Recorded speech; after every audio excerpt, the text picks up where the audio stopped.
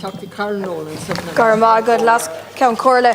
Minister, I welcome the opportunity to speak on this budget this evening, and indeed it would be remiss of me not to acknowledge that we have seen some positive measures announced today. However, my overall sense is that these measures are very short-term measures, and they're reflective of the short-term thinking of government, and in other words, electioneering, and that's the only way that many people are looking at this, unfortunately.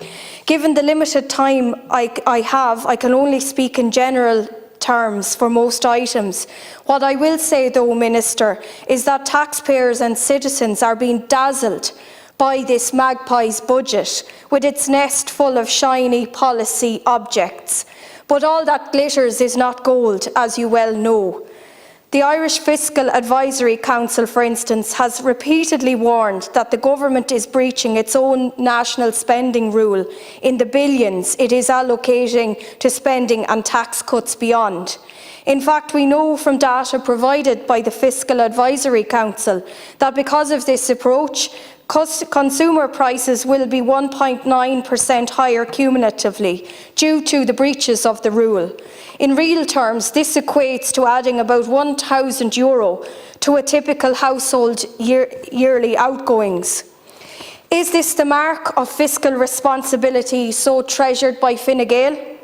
So while there is a lot of fiscal smoke and mirrors going on, we also need to be realistic here, of course. I understand this from a political perspective. Budget day is political theatre and very little else. This year it is the theatre of the absurd. We have record levels of financial surplus. We are awash in cash. But our national debt is an eye-watering €200 billion plus. And what have we got to show for that? Our services are creaking at the seams. Our disabled children are unable to access basic services. Our sick are being forced abroad in record numbers to access basic health care that they cannot access here in a timely fashion. Children and adults in my own constituency of Laois Offaly cannot find a dentist or a GP. And if this is progress, then stop the train, because we badly need to reverse course. In Offaly alone, there are now 81 applications for GPs, people waiting for GPs, 81 of them. At the end of this government's tenure, we have a homeless and housing crisis that is an affront to man and God. We are one of the richest nations on earth, according to some assessments, but our single greatest asset, our children, our young people, are being financially squeezed or forced abroad. Government, until the dying minutes of its regime, and through its own sheer gutlessness, has refused to face up to the measures needed to reduce vast numbers of illegal inward migration. This has allowed the growth of an entirely new phenomenon, the asylum industrial complex. This is draining billions from the taxpayer, with estimates that government costs are now running over €5 million per day just to maintain a socially catastrophic policy. It is the most expensive virtue signalling policy in history.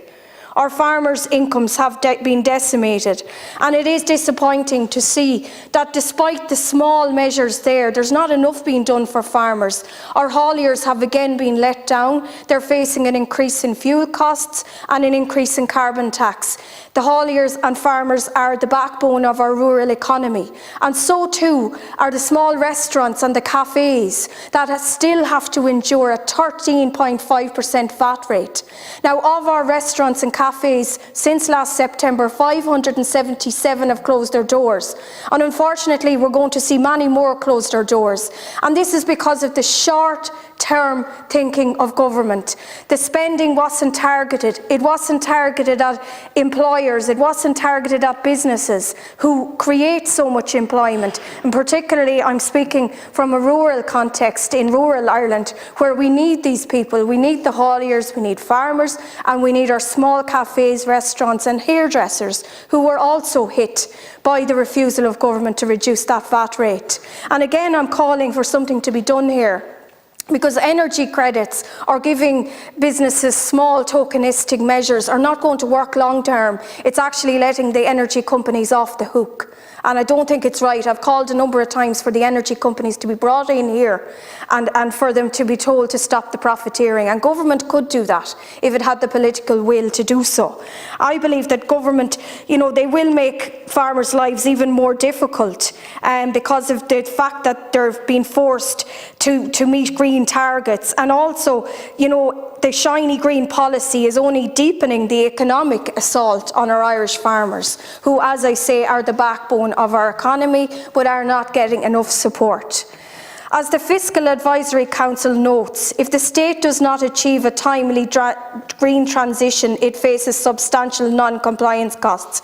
But we need to stop the madness. We need to stop billions of taxpayers' money being wasted and squandered on green policy when you're leaving our businesses very much alone and unsupported. Garv Magat.